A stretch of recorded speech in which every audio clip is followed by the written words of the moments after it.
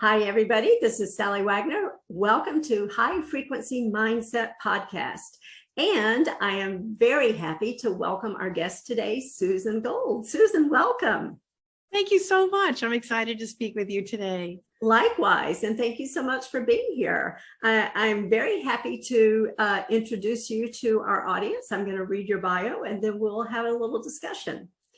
So, with decades of strategic marketing, sales, and business experience, Susan specializes in helping business owners attract their ideal clients that make them happy and make them money. Awesome goal, right? Susan's coaching creates significant transformation as her clients develop a clear, focused marketing strategy. Her mission is simple: to help her clients to find their ideal clients, build genuine connections with their clients, and grow revenue in the process. Surviving 30 years of experience, including advertising agencies and corporate marketing executive roles in Fortune 100 firms, Susan had no idea that all those years would ultimately lead to becoming an entrepreneur. Graduating with an MBA from Simmons College and achieving executive leadership promotions, Susan then started her consulting practice, Gold Partners LLC, in 2010. She recently introduced her marketing strategy coaching business, Susan Gold Coaching, focusing on the small business owner and entrepreneur. When she's not helping her clients get more clients, Susan explores her artistic and creative passions as an artist, quilter, gardener, tap dancer, I love that, and neophyte golfer. She lives on the seacoast in New Hampshire and enjoys the Piscataqua. I probably didn't say that right. You want to tell me? It's Piscataqua. Piscataqua River and the Atlantic Ocean with her husband, children, and grandchildren. Fabulous. And again, Susan, welcome. Thank you so much. There's so much in there. I hardly know where to start. I think my starting point is going to be, so with your corporate career, what led you to start your first business in 2010? A combination of what I would call corporate trauma, finally realizing that no matter how hard I worked, no matter how high I climbed the corporate ladder, no matter what room or leadership table I was in, it didn't allow me to be my authentic self. Coupled with, as I was getting older, corporate didn't want me anymore. Yeah. And moved to this area in 2010, had lost my job and thought I need to start my own business. And it was a terrible market for whether I was looking for a job or for looking for clients. So working on a project basis, I started my own marketing strategy consulting. In those days, I did also write websites and brochure copy and pretty much what anybody needed from a marketing standpoint. And that evolved over the years. That's an amazing story. And I think probably resonates with a lot of us. I experienced something similar, being in the corporate world. And as you say, not feeling that you can be your authentic self. And then we reach a point where you're right, they don't want us anymore. They want to hire younger people, different people who can come in and they can pay them much less money than we had risen to, right, with our years of experience. And I apologize, my dog is barking in the background. And I think that's a common experience. So the fact that you were able to pivot and launch your own business is an amazing story. Yeah, I pivoted before pivot was such a common term since the pandemic. But I think it was really hard in the beginning to get past the feeling of failure that, you know, if I had only tried this, or if I had tried a different approach, or you know, I do wonder if I had had a female executive coach, you know, in my back pocket that could guide me through, you know, the politics, because that's where you get hurt. You know, a lot of women feel like we're hired to do the job. but that isn't the only part of the job. And in fact, that's not going to keep your job, especially as you go into more leadership type roles. So, but there were some positives, absolutely. Once I got past the drowning guilt, embarrassment, and feeling a failure, you know, as you and I've talked, art helped me get through that, and you know, building a business, and then things transpired from there. Mm-hmm. Yeah. And then you started a second business, a coaching wing or conglomerate as part of your business. How did that come about? Yeah. So I would say about a year before the pandemic, I started thinking about all the contacts I have. I'm driving around, I'm going to chambers, I'm networking like crazy. And it was getting harder and harder to sell in my geography a strategic marketing plan. It takes a lot of time, which drives up the cost. And a lot of the smaller businesses in New Hampshire just didn't have the budget or the inclination to focus on that. And I thought, I need to come up with a service that brings strategy to the small business owner in a way that's affordable, that is approachable, is in bite-sized pieces, and actually shows results quick. Because business owners, a lot of them have been burned out on marketing consultants, on agencies, and they just didn't get results. They felt sold. So I worked to create a marketing strategy coaching product that is 6 one-hour sessions that focuses on the most essential elements of marketing strategy. And that's, who is your ideal client? And I define those as ones that make you money, that are profitable, that respect the business owner, that have the need for those services. So you don't have to educate them on the fact that they have a problem that they don't know that they have, and are willing and able to pay for that, and aligning that with the right kinds of messages to engage them, their pain points, the impact the business has on those pain points, and the value that they bring that is differentiated. And then finally, after we know the who they want to replicate as clients, what to say to engage, the final leg of the stool is where to say it. What is the marketing channels that really are aligned with being in the right room, literally and figuratively for networking, but also connecting with and building from, like building your pipeline with interested, highly valued, ideal client prospects. You have to go to them. You can't, there isn't enough money, time, effort in bringing them to you as the business owner that wants to grow their business. You have to go where your ideal clients are. Yeah. So knowing the who helps you understand the what to say, and then where to say it to get engagement. Yeah.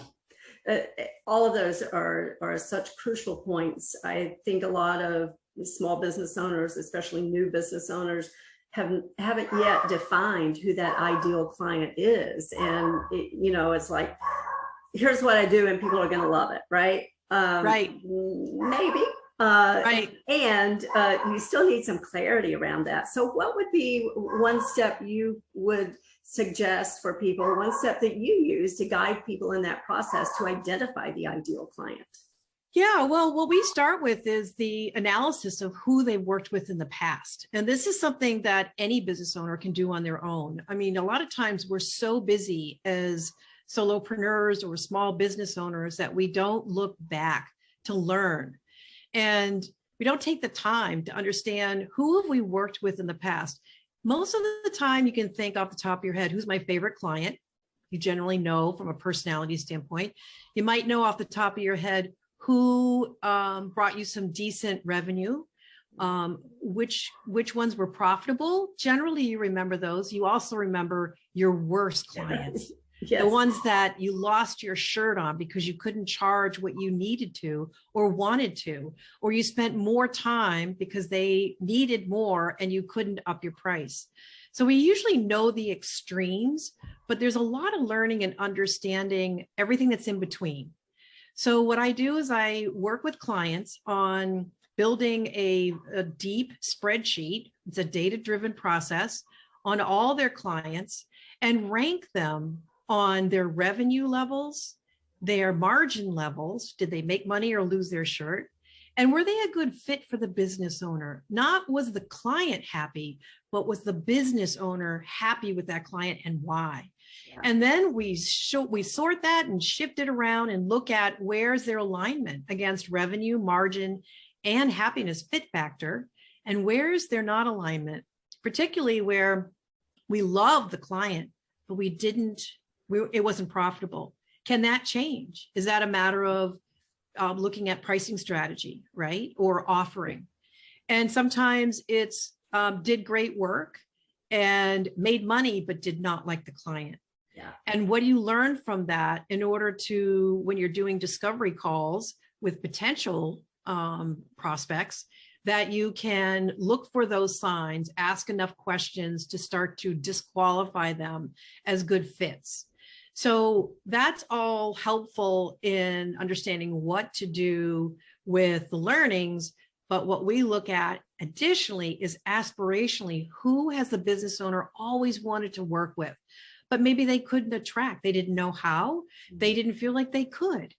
So we pull out 3 ideal client types, either aspirationally or reflective of the kind of clients that we've worked with in the past or currently. And then we have our targets. And one tool to help with that is actually on my website. If anybody wants to use this, it's a complimentary tool to help identify your ideal clients, come up with your message platform, and make sure that you're in the right room. And then an added tip on how to keep track of all that.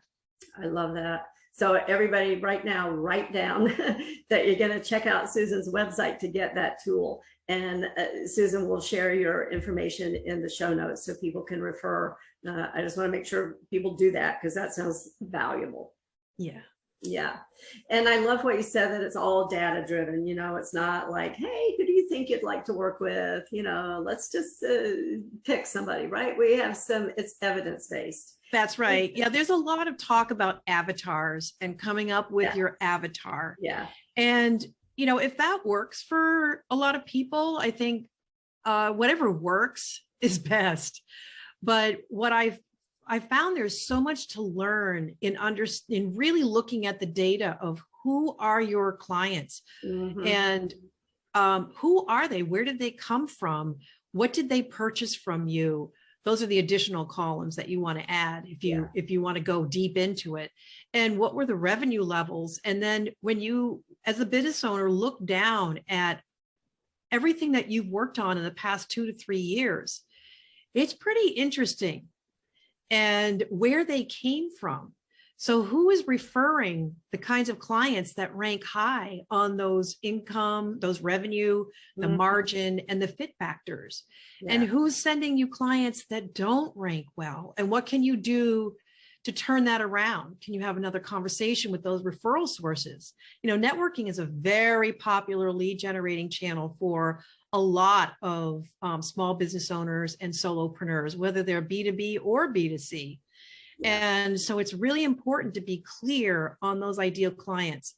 I hear a lot when I ask, so who's your ideal client when I'm networking? And I hear, well, anybody and everybody, because they all need my services. And so what I normally say is, you know, your company can provide services to anybody and anybody that is looking for, you know, whether it's bookkeeping or whatever a general business service could be. And the problem is marketing and networking in particular does not work well with being industry agnostic, even though your company can be, but your marketing has to hang on something so that you can connect and be in the right room. So one of the recommendations I make is, where are your ideal clients gathering? What networking groups do they belong to? What industry conferences are they a part of? And so it's easier to go where they are than spending all the time, money, and energy to bring them to you. Yeah. And you also brought in about the power of the referral partner. Some people even call them power partners, right? Because and to have those conversations with the right ones, because as you said, if the referrals you're getting from one source are fabulous, you want to cultivate those. And if the referrals you're getting from another source aren't really the right fit for all those reasons, then either clarify or focus more on the other sources, right? That's right. Because you want those people, and you don't want all, a book full of business for the wrong clients. Oh, you're so right. I went through a period of filling up. I was a very busy networker, but I wasn't doing one-to-ones with people who are, for those of you that don't know that term, it's having a Zoom or an in-person or a coffee with someone else. That's a one-to-one. Right. And the purpose is to not sell to them, it's to network with them. Yeah. Sometimes they self-refer. That happens a lot, especially if you're not trying to sell, right? And if you're having one-to-ones with people who are your potential prospects, but you're not trying to sell, that's even better, right? And then you start seeing your numbers go up and you can get an ROI, a very positive ROI on your networking efforts when all those things are aligned. Right. But replicating strategic partners who really get what you do and naturally would bring you to the table because you provide a service that they don't, that they know their clients and their prospects really need. And that's when there's nothing better than getting an email or a phone call that says, Susan, I got a client that really needs your help. Let's talk. That is exciting. Yeah, absolutely. And that kind of dictates that you need to have some strategy behind who those people are, right? And that means that you need clarity around your services that you're providing, and what's the whole process for people who would seek your services, because there's somebody in that chain of events that is going to provide services before, and then somebody who's going to provide services after. And so those are fabulous referral partners, right? That's right. That's right. And you have to take a step back and kind of get outside of your own head and think about, get inside the head of your ideal client. And so who else do they work with? Yeah. As you said, before I would work with them or after I would work with them, and then seek them out.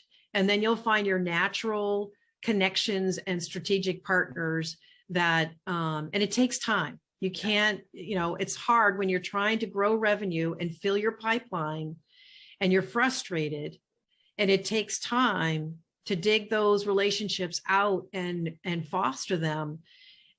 It's frustrating, but you have to have a plan, and the plan starts with who's your ideal client, because everything comes after that. Your strategic partners, networking in the right room, knowing what to say to engage, whether you're doing your 1 minute in your networking meeting every week, or you're looking at what channels are right for me. I mean, there's a lot of technology out there in marketing right now, and it's easy to go to the shiny object, right? I'm going to start paying for Google ads, or I'm going to start. And if you're not clear on who your ideal client is and what the message is, you can actually throw a lot of money away and not see results. And I hear this a lot from my clients. Yeah, absolutely. Because you're right. We do get distracted by those shiny objects and the promises of, instant millions every month, those kinds of things. And as if there's some magic way to bypass the hard work of what we need. That's right. That's right. Yeah. I've just been reading a book. In fact, I have it right in front of me here, Impossible to Ignore. And it really is talking about all the things that you're telling us about. You've got to know who you're talking to. You need to be able to say the right things in a way that will be memorable, because we act on things that we remember.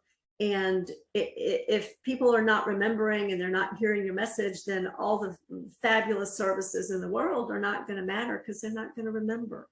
That's right. Yeah. That's right.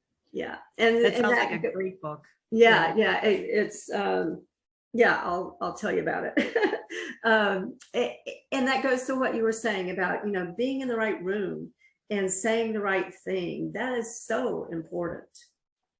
Yeah. Being crystal clear having the confidence with that clarity, it's amazing how it attracts the right people. Yeah. And people generally, I mean, we're humans, right? And the way we connect is through emotion.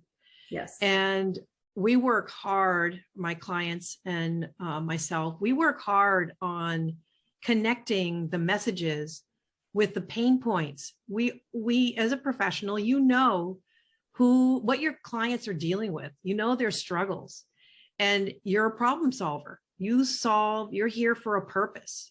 And it goes oftentimes right to the why they started their business in the first place. Yeah. So connecting into that why and really aligning with your gifts and what you really love to do. It took me a long time to figure it out. Don't give up on that. It's hard work. There are resources out there that can help you identify your why. We all know Simon Sinek. He's a great resource. Yeah. I think The Success Principles by Jack Canfield is another. It's a Bible. It's a fabulous book. Yeah. You know, if I only had one business book that I could hold on to, that would be it. Mm-hmm. And another one that I recommend is called The Pumpkin Plan. And he does a high level, someone asked me, have you read The Pumpkin Plan? And I said, is that a business book? And yeah, it's a business book. In fact, everything you're telling me, he covers at a much higher level than you go deep. He touches on the top surface of it, but it's a great primer almost. And so for individuals that are not my ideal clients or who just are not able to afford the services, they don't have the revenue, I recommend those books to start applying your own strategy.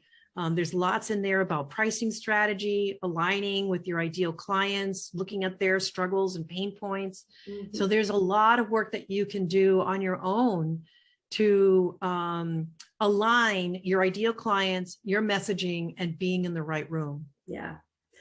What you just said about, you know, maybe somebody's not the right fit, or maybe now's not the right time. That's so important, because I think sometimes, especially, you know, when we're in that rush to see the money coming in the door, we just want to keep moving on. If somebody's a no, we just keep moving. And we forget that building that relationship is such an important feature. Even if it's somebody we know we're not going to be doing business with, guess what? Right. They know people who may be the perfect fit, right? That's right. And that's right. And if you're providing value to them in the ways that you just suggested, how readily would they then refer you the right person?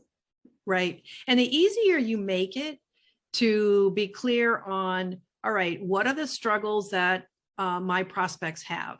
They're looking for leads. They want to fill their pipeline. They have underperforming clients. They want to attract higher value clients. They've been doing marketing, spending money, but it's not a return. If you hear those complaints, then here's what you say. Do you have somebody helping you with that? I happen to know a marketing strategy coach. She is agnostic when it comes to what the solutions are. She's there to figure out, you know, what is going to get you aligned in the right room and to be heard and seen by your ideal clients once you know who those are. Yeah. And, you know, having people understand that in simple everyday language. I'm not using any marketing lingo or strategy lingo. And say it enough times, people start mimicking and mirroring what you're saying. And it just comes out when they're in the right place. Oh, I know someone that can help you with that.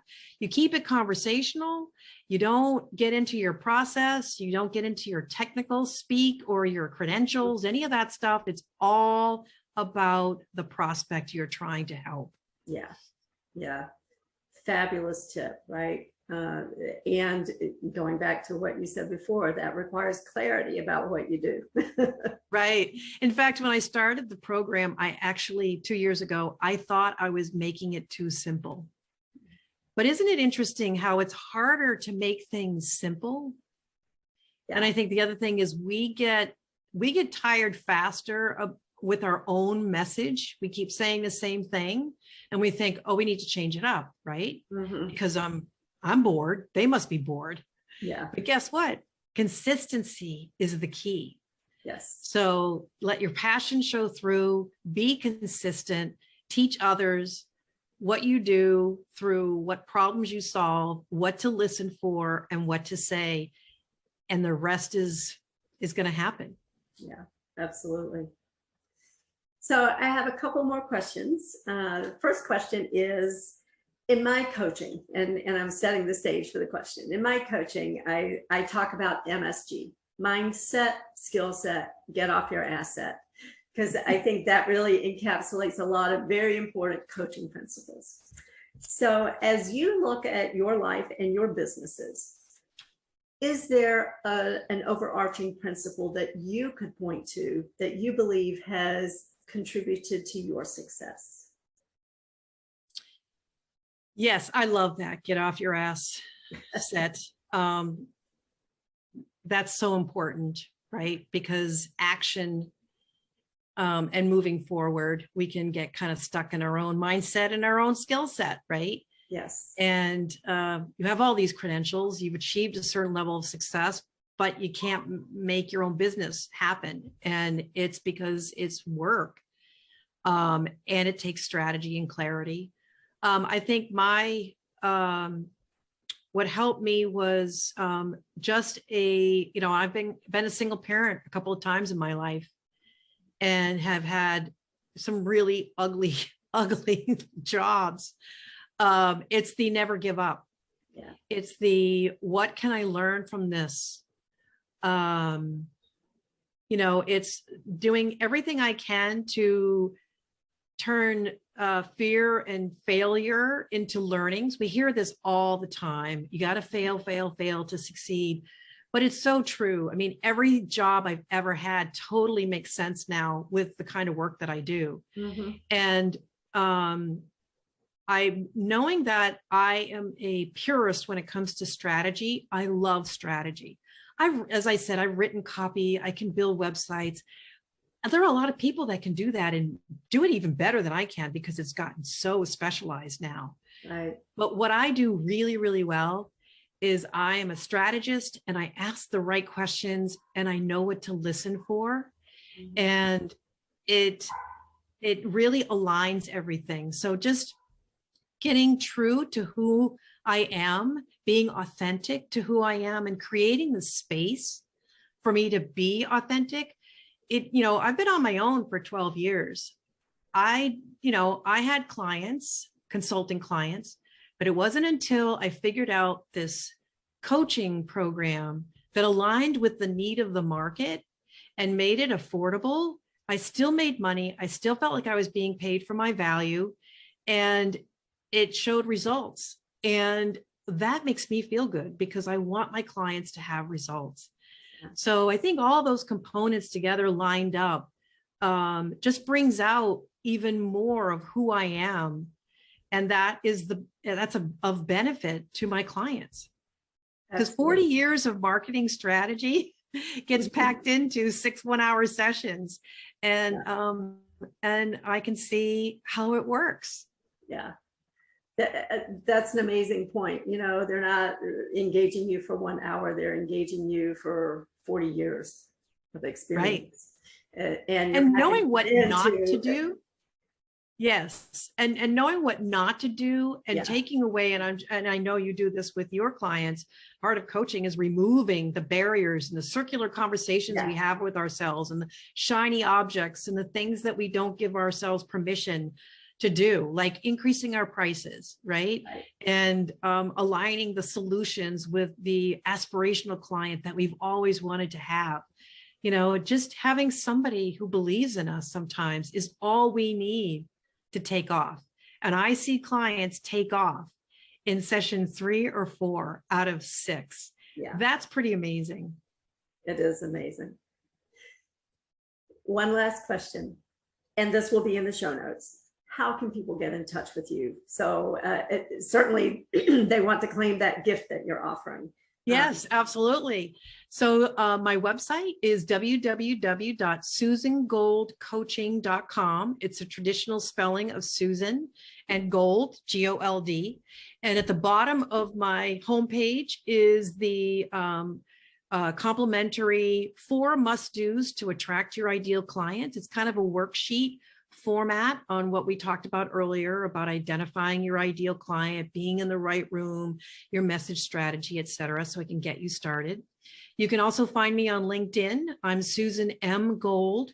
If you search for me, and you'll see the same picture on my website in my profile. I'm wearing a blue shirt. It's a very brilliant blue shirt. So you'll know you've got the right Susan Gold. And those are the best ways to reach me. Fabulous. And you have a book coming out pretty soon. Yes, very exciting for both of us. Voices of Truth. Yes. We're chapter writers. This is called a compilation book. And my chapter is all about how to find your ideal clients. And it gives specific examples for each of those areas of identifying your ideal client and, setting up those messages to engage with them, and then being in the right room. So there's a client story. The name's been changed to protect the client. And it goes into detail about what they were facing and what they worked on together and what the results were. So hopefully people will find that interesting. Absolutely. Well, and I can't wait to read it. I can't wait for all of our audience to read it. I know it's going to be amazing. Thank you. Yes. Looking forward to it. Likewise. And thank you so much for being here. Thank you. It was an enjoyable conversation, and I wish all your listeners and viewers all the best in their pursuits of, building their business and growing their business. Thank you. Thank you. And thank you, everybody, for tuning in today. Make sure you tune in next time for High Frequency Mindset.